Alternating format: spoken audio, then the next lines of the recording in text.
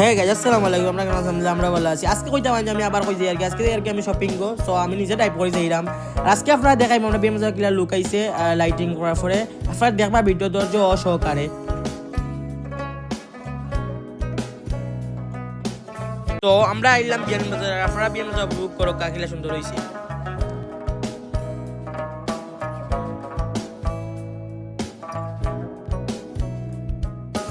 So আমি গেলাম গিয়ে তোমার সালমা সুজো গিয়ে আমি শপিং করিয়া আবার রোয়ানা দিলাম। আমি চুল কাটিং করতাম, চুল কাটিং করার গিয়ে আমার সিরিয়াল পাইছি না, বাদে আপনারা কয় আমি জামাল প্লাজা আজির মার্কেটের লুক দেখাইলে আপনারা।